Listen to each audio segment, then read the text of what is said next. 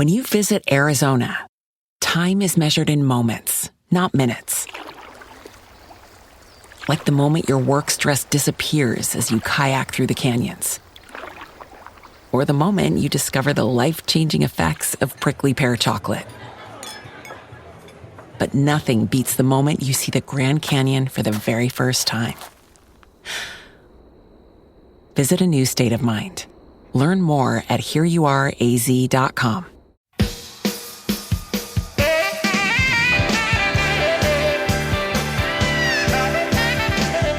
It's the SNL Hall of Fame podcast with your host, Jamie Dew, Chief Librarian Thomas Senna, and featuring Matt Ardill. And now, curator of the hall, Jamie Dew.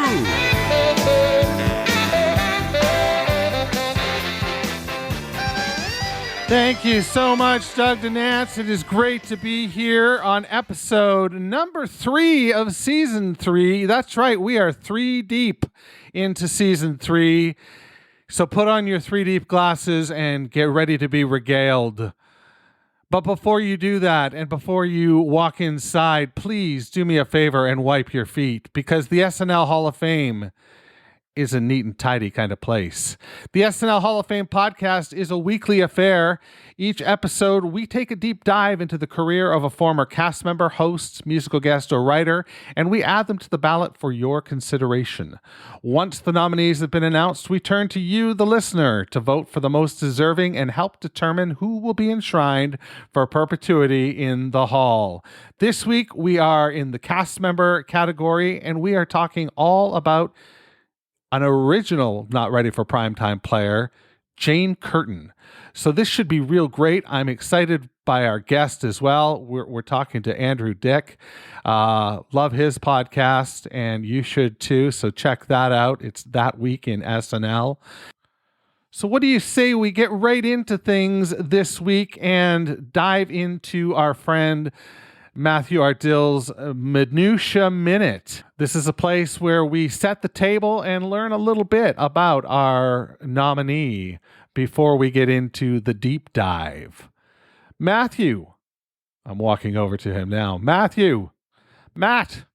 are you ready to talk some Jane Curtin? How you doing? Hey, Jimmy, it's great. Yeah, Jane Curtin, she holds a special place in my heart. Always has, being one of the original cast and just really brought a grounding to so much. She actually went to school to work in as an ambassador, holds an associate degree from Elizabeth Seton Junior College, and served as on the U.S. Committee National Ambassador for UNICEF. She dropped out of college after a friend of her mother, who was a secretary to the ambassador of Japan, told her, "You will never go any further than where you are right now," which has to have been kind of heartbreaking. Oh my God. A young teenager, but we reaped the benefit. So she immediately quit and joined the Proposition Improv troupe after a friend asked her to join her at the auditions. She actually originally wasn't even going to audition, but they said, "Hey, does anyone else want to audition?" And she said, "Yeah, okay, I'll give it a shot." And was hired, and her friend was not. So she made the circuit of that early improv world and just sort of off-Broadway universe in the late 60s, early 70s. In 1974, she starred in an off-Broadway show that she wrote called Pretzels.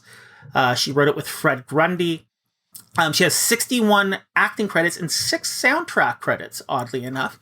I discovered her originally, to be honest, through Kate and Alley with Susan St. James, 1984. Well. Yeah, I mean, I loved the show. I didn't want to because it was my sister's show, and when you're a little kid, you always want to hate what your sister likes. But yeah, and I didn't know this until recently, but Kate and Alley was originally called Two Mommies, which thankfully got nixed.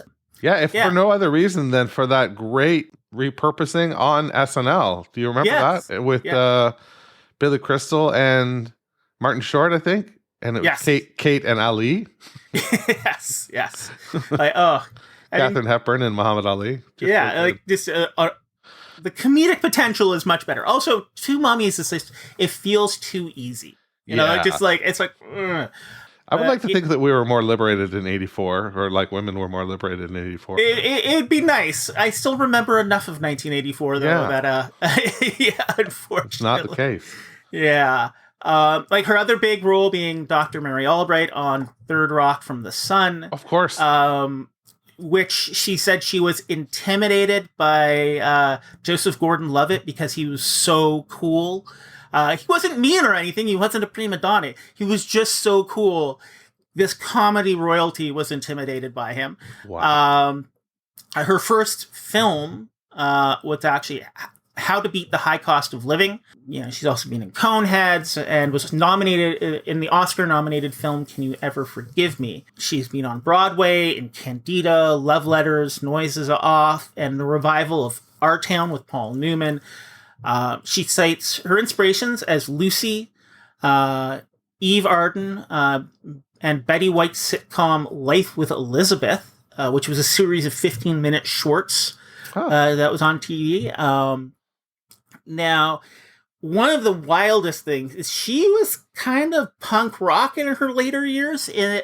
While filming Third Rock from the Sun, she, Simbi Kali, and Wayne Knight would just steal golf carts and drive around the sets, raiding other shows' craft services, including Seinfeld. And she actually found that Third Rock from the Sun had better craft services than Seinfeld. Oh. So yeah, like, got to pay Lithgow, man. You gotta feed Lithgow. Yeah, he doesn't come cheap. Right. That French Stewart is a real very demanding. He wants he wants the perfect crepe at every filming. All right, Jane Curtin, great job, Matt. We'll see you next week in the Minutia Minute.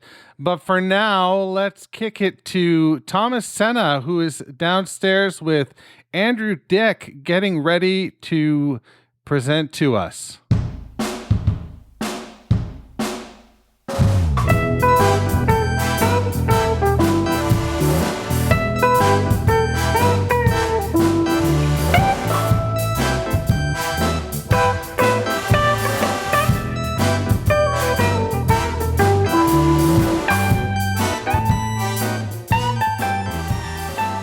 I think you and I are probably roughly the same age, I'm guessing, in the ballpark at the same age. So I'm curious about your sketch comedy journey, and in particular how you got familiar with the original SNL cast and Jane Curtin in particular. Ooh, well, I mean, the SNL journey definitely starts. I mean, I don't know. I don't think I was really watching it on NBC until the late 90s, the Will Ferrell, Sherry O'Terry cast, but Comedy Central was the one that very much tipped me to the eras previous. But even at that time, they never showed anything past or before season 11, 12, right. 11. So that first decade, for the longest time, was just something I had no clue about for the most part. Beyond, like, there was Eddie and Chevy and Belushi. And, like, it's like, and then there was other people, like Dan Aykroyd. You remember him too, right? And I kind of fell out of the show around 2004 or 5. And it was actually reading up about the early 80s of SNL, like a decade later, that really got me back into the show. And this was also around the time that they were putting out the first 5 seasons on DVD. So, I got all of them and went through my journey. And by the end, I was struck with the fact that I was like, okay, yeah, I mean, everybody's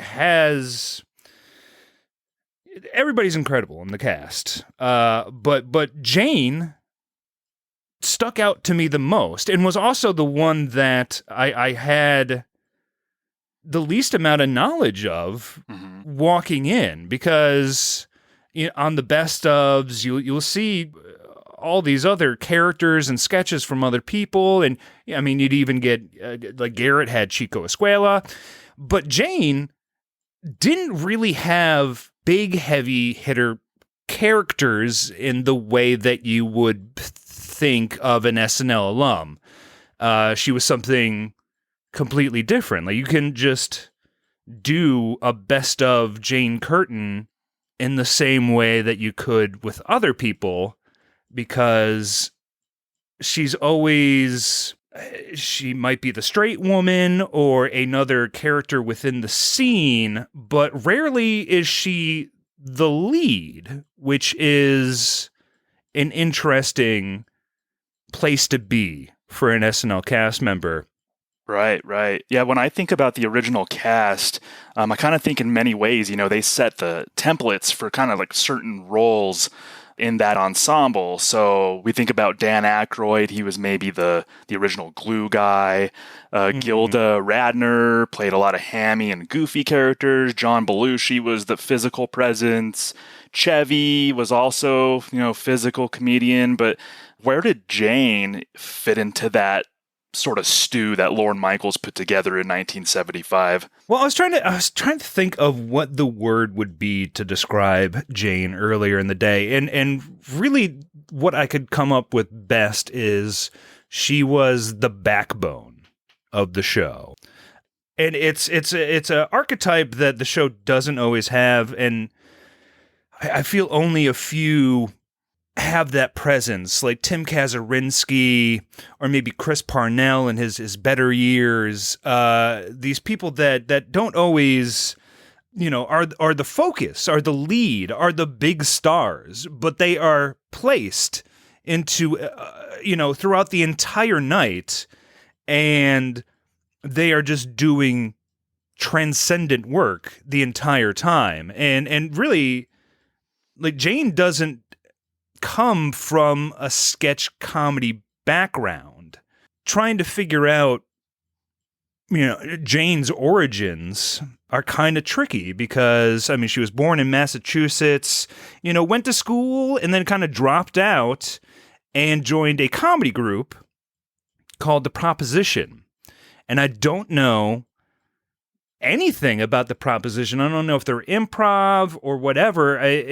Apparently her first audition for SNL would be one of the scenes that she had written for The Proposition, and I think she performed it with one of her teammates, from the group. And then from there, all I can tell is that in 1974, she was in a off-Broadway play written by her, John Forrester, Judith Kahan, and Fred Grandy, and it was called Pretzels. And so that would be why she's in New York at that time. But, like from 1968, she joins The Proposition. Cut to 1974, she's in New York doing this off-Broadway play. Right. And it's hard to piece together the details, but I think that kind of underlines that Jane was, I feel maybe one of the more private people of the original cast, and one of the mellower and down-to-earth cast members, even down to like other cast members, hosts would say. I mean, she was a very down-to-earth, like focused, like she was just like, let's get in there, do the job, learn the lines, write the sketches, and go home. Because in 1975, like, she had gotten married, still married, the same man, to this day. Yeah, and she wasn't a partier. No. And like the rest of them, she wasn't in that. I mean, you read the oral history and some other things on SNL, and you're right, she liked to go back home and hang out with her family, and the other people were doing the after parties and everything. So I think her journey to the show is sort of foreshadowing how she was going to be with the other cast members on the show. The other ones were, maybe they knew each other. I think most of them knew each other from Second City or National Lampoon. Kind of for the most part, they were in a kind of tight circle, but Jane wasn't, and I think that was kind of foreshadowing her time on the show. In a way. I mean, yeah, she is sort of the outsider, but in a good way. And she kind of, I don't know. I feel a lot of her attitudes towards the show mirror mine, both comedically within the show and just on the outside as well. Because I think by like season 5, like she had was so done with the bullshit that like she needed, like, Gilda needed to be a person that would run between her and Lorne, because they just weren't even speaking at that point. But then you look at season 5 and she's doing her best work yet. So even when times are troubled, Jane is still just smashing it. You know how your description of her reminded me of, I think she was kind of like the bass player in a good band. Almost like, the bass player is oftentimes that backbone of the band. You don't quite notice them. They're not quite up front, but you notice them when they're not there. In a band, you notice the bass when it's not there. And I think Jane, that just sort of entered my mind that she's kind of like the bass player in a good band. That is an apt comparison. And I think she does establish the grooves a lot of time. In sketches that she's in, she very much bring the scene down to her reality. Well, not down to her reality, but you know what I mean. Like she will then command the reality of where the sketch is going to be by her mere presence. And I saw you on Jane's birthday describe her as being a great reactor. Yes. So I was kind of curious about what you meant by that. Well, I mean, like I said, she's usually within straight woman roles, straight man, straight woman, whatever you want to say, but she's so in the pocket that all of her reactions are so naturalistic and hilarious to me that I don't know. It's really, that's what I remember about Jane is the faces that she would pull to say Gilda doing Emily Latilla or Al Franken ripping up roaches next to her, and the honest to God disgust in her face, or her scenes with John, where they're kind of bickering backstage and you can really feel the simmering disgust, the honest disgust that she kind of had with that man. And it's so real, but it's so hilarious. And her time on Updates, I always feel, having gone through all 47 years of the show, every episode, like, Weekend Update's so hard to discuss. And really, at this point, at least for vintage stuff in terms of Update, like, I don't care about the jokes or whatever coming out of the anchors. I want to see their own personality come out. So that's why, I don't like Dennis Miller, but I enjoy Colin Quinn, because I don't care what joke Colin is saying, but when he bombs that joke and reacts to it, yes, that's what's making me laugh at this point. I mean, like, I don't know what it is. Like, every so often, Jane and the control room are out of sync on Update. And so there's a lot of her, like, kind of biffing camera transitions, and she always makes it hilarious, because, like, just the way she reacts to it always kills me. Yeah, that's somebody who's comfortable in that seat, who's good at improv, and everything like that. So just for a little background, she started on Update when? Episode 3 or 4 of season 2? Because season that's 2. When. Okay. Yeah, I mean, like, Chevy had injured himself, and so he was out for a couple episodes. So she took over. Then Chevy came back, but he was already kind of running out the clock. He was already supposed to leave anyway. So, like, around Christmas season 2, that's when she takes over pretty much full time. And Later on in season 3, she'll be paired with Dan Aykroyd. Seasons 4 and 5, she'll be paired with Bill Murray, and how well they do is a different conversation.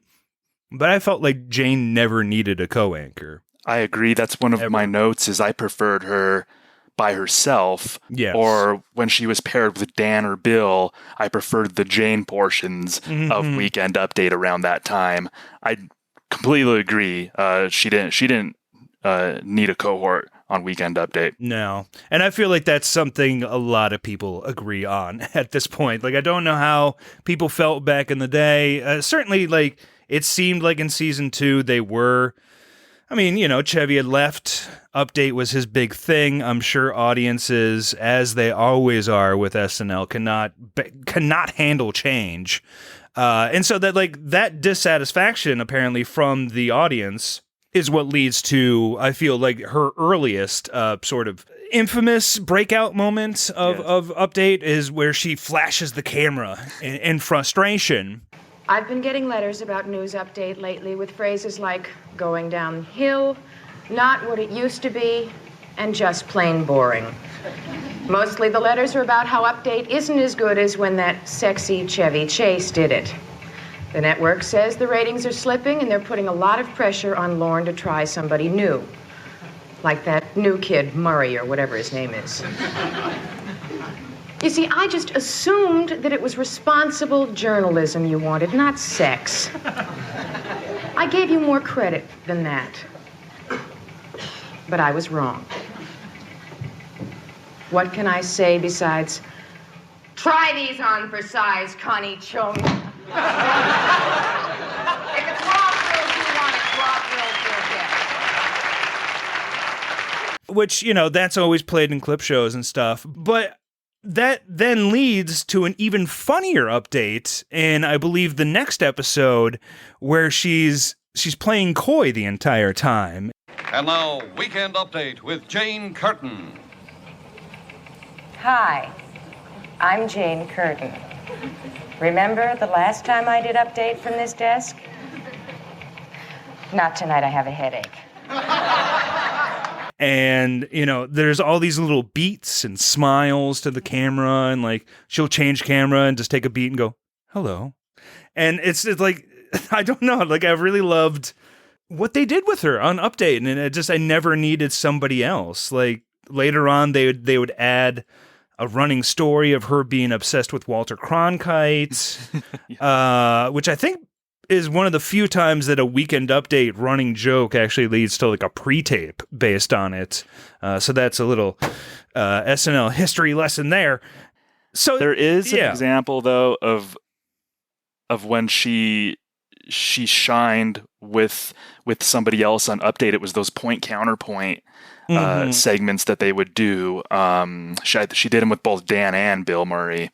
Of course, there was the famous one with, or I think Dan said it multiple times, the Jane, you ignorant slut, but she had really biting humor during those point counterpoint segments. Damn, these point counterpoints are getting a little absurd, and it's all your fault. It seems that no matter what I say, you'll disagree with me. If I came out for the imprisonment of murderers, you'd say, no, let them go. You're a pompous ass, Dan, obnoxious, arrogant, and snotty. I don't like you, and I never will, so sit on this, Dan. I hope I made my point. That's something where she was able to use her wit and kind of smarmy, biting humor on Dan Aykroyd and Bill Murray. So that's actually an example of when I liked when there was somebody else with her at the desk. Yeah, true. I can agree with that because, again, it leads into Jane being able to take somebody down, which she does very well. Exactly. And, like her, like alongside, I know it's a heresy to say in the SNL fandom, but I'm not a huge fan of like Emily Latilla or Rosanna Dana. So her annoyance with those characters are my own. That's my own. When she's reacting against those characters, yes. I feel the same. And I'm like, I'm right there with you, Jane. Yeah, she had a running feud with Emily Litella. Even outside of Update, there were segments on the show where she and Emily Litella were kind of had some tension between them. Yeah. So I completely agree with you there. Anything else about Jane on Update that stands out to you before we shift gears? Let's see. Yeah, no, I think, I mean, it pretty much said it all. It just, yeah, her personality comes through to me in that segment, and it's always winning, you know. Yeah. Like, it's just, she really puts it over. And I think, you know, no offense to Dan or Bill, but I think, like, Dan just, I don't think he's quite natural just being himself on camera. Right. So his stuff, unless he's he's able to kind of get into a character, like with the counterpoints, you know, he's fine there. But reading off jokes, it doesn't really quite connect. And then Bill Murray also just kind of does the smarmy showbiz guy character for his Update as well. So they're both kind of playing characters, but Jane is more or less still just, it's Jane. She's playing herself. And so that's what always stands out to me, is just really feeling her personality come through. Yeah, I love when Bill Murray, his first episode as Weekend Update co-anchor, Jane was just so palpably annoyed by him, almost giving him these looks like, why are you behaving this way? Like, what are you doing? Like, I just love, that was just classic Jane. That was in season 4, I believe the first episode of season 4, if anybody wants to go back and look at Jane's reactions to Bill Murray joining the Update desk. Yeah, and like when Chevy comes back in season 3 and joins her on the Update desk, also leads to like a good breakdown from her as well. Yeah, just great stuff. Yeah. Jane also, in my opinion, was, maybe it's even to this day, possibly the best talk show host in SNL history. She had, all sorts of victims of shark bite, dangerous but inept, looks at books. Like, there were just so many different talk shows that revolved around Jane. What was it about her that just made her just such a natural in that role? Well, again, I think it's just her ability to react. That's why almost in the original cast, nobody else did a talk show host role, unless it was like Dan doing Tom Snyder or something. But if they were doing a fake talk show, Jane was going to be the one hosting it, because that's where she shines, is to, again, react off people. And so when it's like her and like Dan as Irwin Mainway. Mr. Mainway, let's talk about the milk you're serving our children. We've taken the liberty of having your milk analyzed at the lab. I think the public has a right to know. It's dog milk. Yeah? So what? Dogs are mammals, aren't they? I don't know where you get it, how you get it, or who actually milks the dogs, and I don't care to. Well, it's your loss, Miss Face, because it's a very interesting process, let me tell you. Mr. Mainway, you are beneath contempt. Not only are you robbing the taxpayers of their dollars, you are also robbing our children of their right to good health. You're stunting their growth and dulling their brains. How do you sleep at night? Let me tell you something. It's classic SNL, you know. It's like she's just doing such great work against these ridiculous characters, but again, she grounds it in a reality. So it's not just crazy wacky town. There is a basis of reality here that she's providing that allows the other character to be even larger than life, to be even, even funnier, because there is that basis of reality now. Right. And she's like, providing that naturalistic, like, what? So if everybody's wacky, nobody's wacky. Like, you need that grounding person. That makes sense. And then, like, the straight man or straight woman, that's a thankless role. I think it's getting more, as people dissect comedy more over the years, I think that role is getting more respect. But even back then, that straight man and straight woman role didn't get a ton of respect, but you're right. It's so vital. Jane was just so amazing in that role. And really, I feel like, to bounce off that, I think she's just pound for pound one of the best actors the show has ever had. Just go off that, because I could be wrong. Finding all of the writing credits of the original years pretty hard to track down, but she did seem to be the muse of Marilyn Suzanne Miller, who wrote so many great slice of life sketches, and a lot of them were led by Jane. Like, I'm thinking, like, her and Gilda, like, talking about boys and the Louise Lasser episode, Jane having to, like, hold it down against a boozy Chris Christopherson, as her gynecologist that she's about to go on a date with. So, like, it's like Jane is holding down and propping up a boozy semi-non-actor in this two-hander. It's just him and her, and it's amazing. And really, I think my favorite Jane sketch comes in a very well-known episode, which is the Steve Martin Blues Brothers episode from season 3. Everybody knows this episode. It's damn near just a best of SNL episode. But much like in a way for Jane, the one sketch nobody really comments on is a bedroom scene between her and Belushi, where they're a couple, like, sort of revealing their infidelities to each other. And at the end, you find out that that's how they get into the mood with each other. And it's incredible. It's so good. And, just goes to show that even if Jane didn't really get along with John, still as a scene partner, they could crush it. She just elevates everything. Yeah, total pro. So much, just such a total pro. You mentioned like the slice of life sketches, and one of my favorites happened in season 1. And I actually want to use that as a jumping off point for a game I'm going to spring on you. Ooh, boy. We play games here at the SNL Hall of Fame. Holy crap. All right, so it's 2 truths and a lie. I don't know if you're familiar with this game. Vaguely? All right, I will mention 3 phrases, or I'll say 3 things, 2 of which are true, 1 of which is a lie, so you spot the lie. Okay, all right. All right. So there's a sketch in season 1, episode 13. It's called Janitor in a Fridge. So in this sketch, Jane, as a seemingly unfaithful wife, made up explanations to her husband as to why there were men in the house. Yes. So you remember this. So vaguely. Okay. Yes. So which of these statements is false? Ooh, okay. All right. Jane told her husband about salesmen in a pantry. Jane told her husband about doorman in a closet. And Jane told her husband about milkman in the bedroom. Which one of those is false? Read me the first 2 again. All righty. Jane told her husband about salesman in the pantry, and Jane told her husband about doorman in the closet. I'm going to go with doorman in the closet.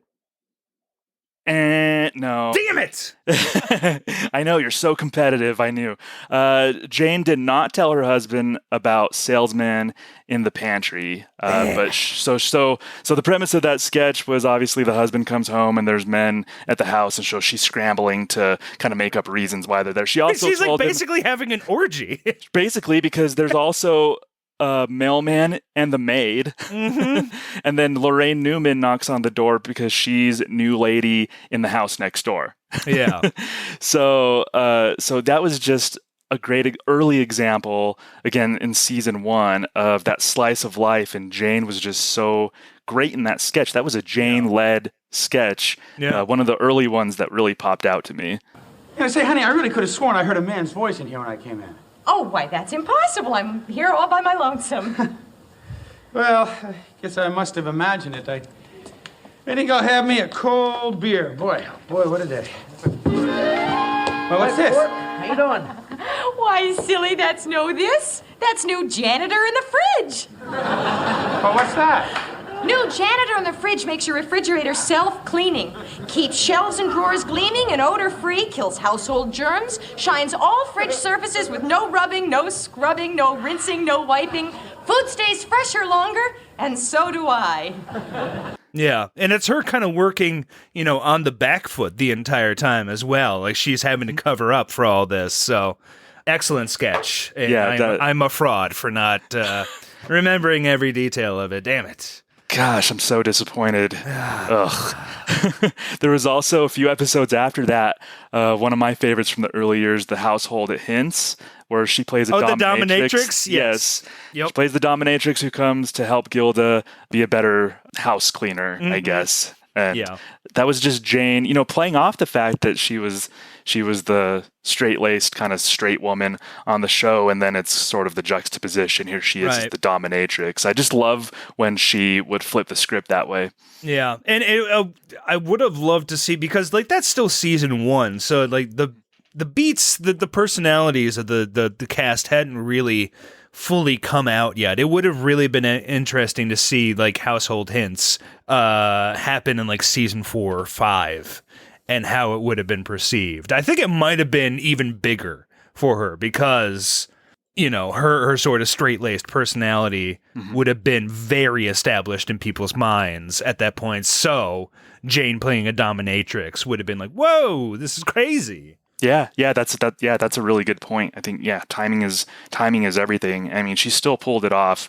And when I first saw that sketch, she came in and just kind of I don't know if it was a trench coat or just she's wearing normal a clothes. trench coat. And just she ripped him off to reveal that she was a dominatrix, and even it played well with me just kind of knowing her personality. But you're right, at the time, it would have added that much more oomph. If it was in season 3 or something like that. Definitely, we have to talk about her most famous recurring sketch that she was involved with, the Coneheads. Right.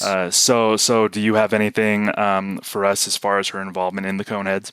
Well, I mean, I think she is just I do see why they paired her with Dan on Update in season 3, because I really do feel like she and Dan do really good work together. Again, with the Main Way, talk shows and stuff, they're really great together. And to have something as insanely Dan as the Coneheads and have her just fall lockstep into it as well as she does is so commendable, because it's Dan is his own unique beast for sure. And I know that he wrote those with Tom Davis and stuff, but it's still, hyper Dan. And the fact that she's so natural in it is again another notch in the belt of she can really, when she needs to, she can go super wacky, and Primat shows that, and it's kind of interesting that that's one of her most well-known characters. And then the other is also a mother, which is Mrs. Loopner from the Nerd sketches. Oh, that's right. And so it's almost that dichotomy. You've got wacky Conehead mom, and then Mrs. Loopner, affable 50s, mom in the Nerd sketches. And, that right there is the dichotomy of what she can do in a way. Yeah, what sticks out to me about the Coneheads is she's playing Dan Aykroyd's game as far as the cadence and delivery of a character, and she's keeping up. Your mother and I were instructed to pilot our machine to Earth, seize all major centers of radio and television communication, and inform the people of Earth that we of the planet Remulac were taking over their world. Your father was to make it clear to the Earth people that the two of us were to be called the Timekeepers, that we would remain here for 7 centuries, that we were to end all wars, that the Earth weapons were useless against us, and that they would destroy them if they did not follow our instructions. She's doing just as well at that sort of delivery and cadence, because we know that Dan can pull that off perfectly. I mean, that's a similar rhythm to his maybe like a bassomatic, like a slowed down version of a bassomatic cadence, and we know Dan can do that. Voice. It's his Dan's voice. You're right, and Jane just totally keeps up and fits in, playing what we think of as Dan's sort of game in that sketch. And those sketches are just overall, rewatching them, they're more clever than I think anybody remembers. Most of them are, in my opinion. I think they're a little more clever than I always gave them credit for. No, yeah, they're more than just stupid silliness. Like there is, there's even an element of satire. I mean, again, this is, aliens landing on Earth, and this is their view of American life. So, there is a bit of satire there. But much like SNL, I think they just went to the well one too many times. The last couple right. Coneheads are a little bit iffy, but...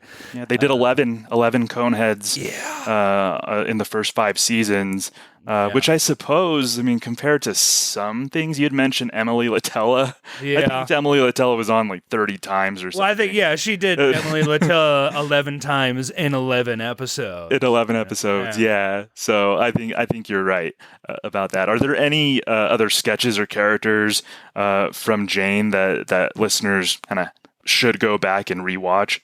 Well, not so much sketches, but it kind of fades away by like season 3, I think. But one thing that's really struck me, because I am kind of revisiting the original era right now, is just how phenomenal her, Lorraine, and Gilda sound singing together.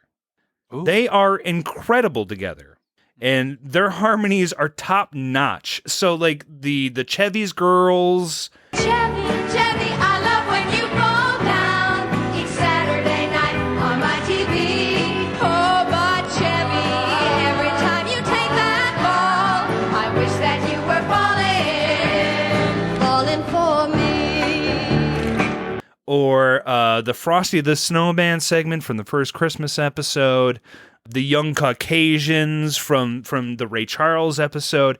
Anytime that Jane and Lorraine and Gilda get together to sing a song, it just blows the house down. They are incredible together. And again, I just don't know too much about Jane's background, so I don't even know if she was a singer before. Was she trained at all for this?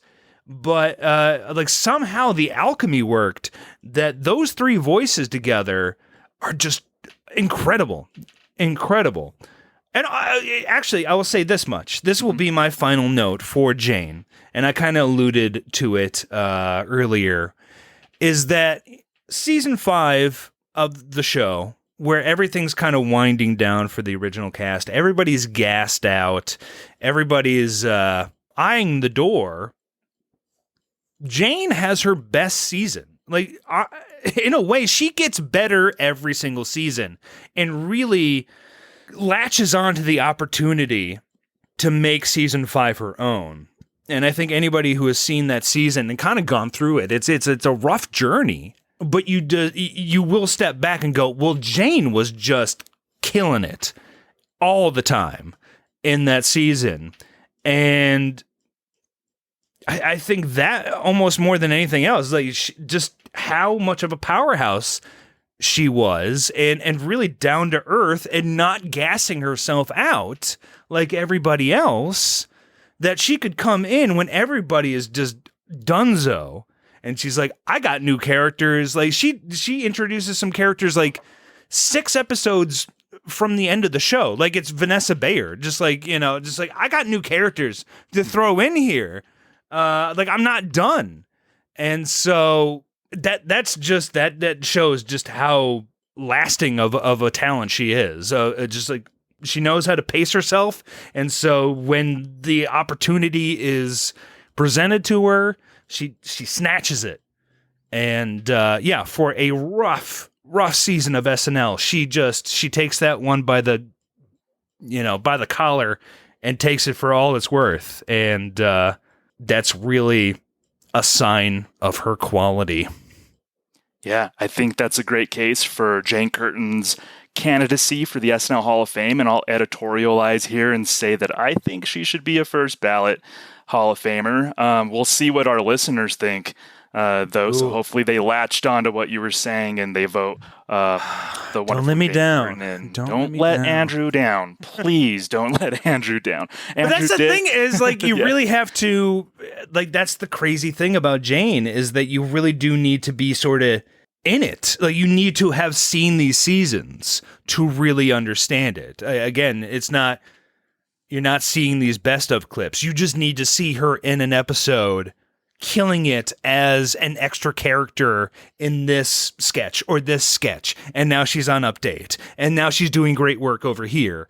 But she's never she's never swallowing up the show.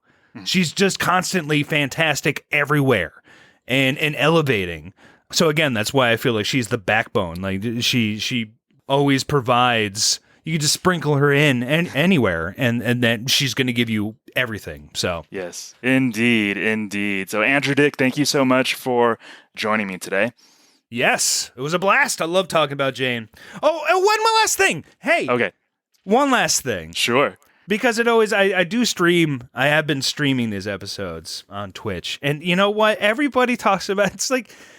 Jane's hair on Update is always immaculate. Like, I think it's kind of a, it's like Chevy. I think they were kind of going with a preppy college guy thing with him. And so I think they do the same thing with Jane, where she has these kind of like this flowing layered hairdo. And it always looks amazing. And I think every single time, everybody's like, Jane looks amazing tonight. And it's like, yes, she does. Because she did all the time. Yes. Awesome. Thank you so much. And I think the only thing left to say is good night and have a pleasant tomorrow.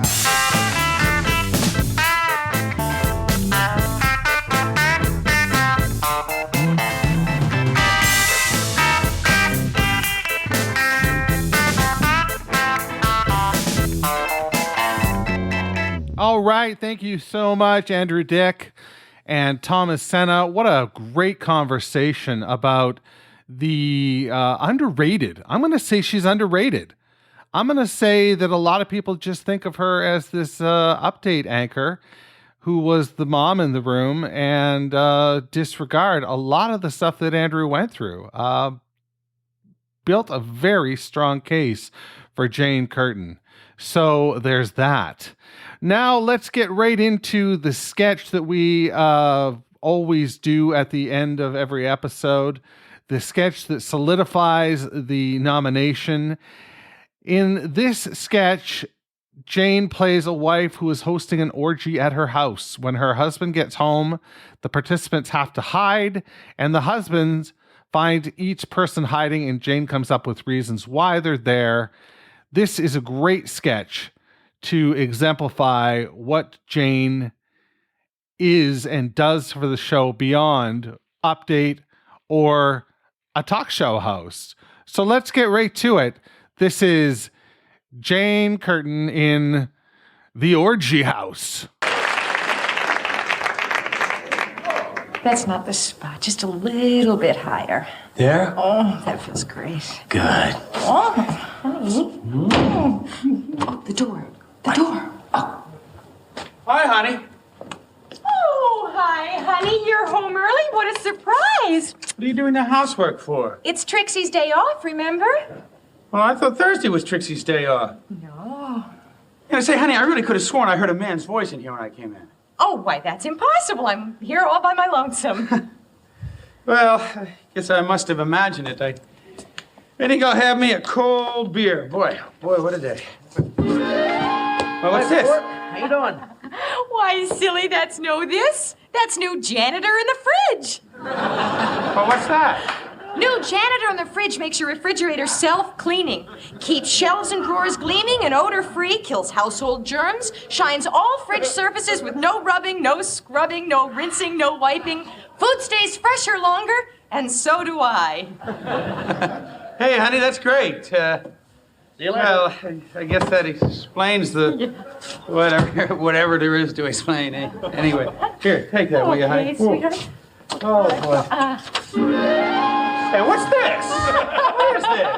Honey, that's That's new doorman in the closet. What's that? New doorman in the closet is the ultimate closet aid. Meets and greets your clothes, takes messages for your hats, and phones up to tell your galoshes your raincoat's here. Oh, yes, new doorman in the closet really makes your closet well hung. Hey, honey, that's great. That's great. Oh, boy. You know what I need right now? Do we have any more of those pretzels? Boy, I could go for a pretzel. Hey, what's this? Didn't you say today was Trixie's day off? Silly, that's not Trixie. That's new mailman and the maid. What's that? New mailman and the maid is like two products rolled up into one. It brings your mail and gives your floors a hard as wax shine, fights insufficient postage and household odors, removes stubborn, greasy grime, and brings your birthday cards, deodorizes thank you notes, wedding invitation, and chain letters, and returns your blender to sender. Well, all right, honey. I guess it's great. Boy. Someday, I tell you, what they won't think of next. Look, I'm going to take these pretzels and that beer and hit the old bed and look at a little TV. Oh, dear. Hey, turn off that light. Oh, I'm sorry. Hey, who are you? Honey, that's no you. That's new milkman in the bedroom. Oh, what's that? New milkman in the bedroom really delivers. Fresh whole night tables, delicious nutritious bureaus, pillows loaded with vitamins and minerals, vanities rich in calcium because you never outgrow your need for furniture. It's a real wife saver. Hey, honey, that's great. It's real great.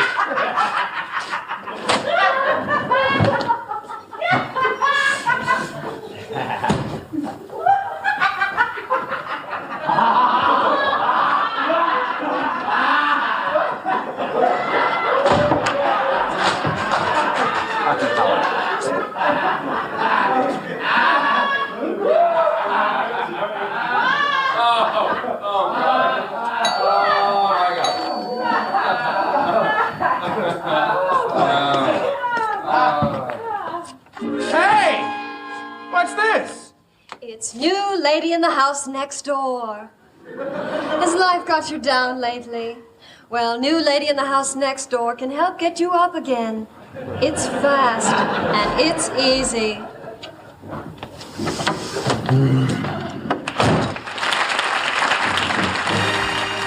That was dynamite. That was really dynamite. I haven't seen that sketch before, so I'm not sure. You know, there's a lot of lines in that sketch that Jane has to deliver, and she does it channeling almost Dan Aykroyd's rat-a-tat-tat style. And it's a lot of fun. A lot of fun. Really showing off what she can do in a sketch. So there's that. If you are not listening to That Week in SNL featuring Andrew Dick, you're doing it wrong. It's a great podcast. You should also subscribe to his Patreon and check that out. In the interim, I want to thank my co-host, Thomas Senna, for another great conversation, and our featured player, Matthew Ardill, who handily hosts Matt's Minutia Minute with a plum. So we'll talk to you next week when we nominate Beyonce to the SNL Hall of Fame. And that's going to be another great episode with Will Norman featured on the episode. So check that out. Make sure to rate and review the podcast where you can, and we'll see you next week. But before you leave, do me a favor on your way out. As you pass the Weekend Update exhibit, turn out the lights, because the SNL Hall of Fame is now closed. Thanks for listening to the SNL Hall of Fame podcast. Make sure to rate, review, share, and subscribe to the show wherever you get your podcasts. Follow us on social media at SNL HOF. This is Doug Denant saying, see you next week.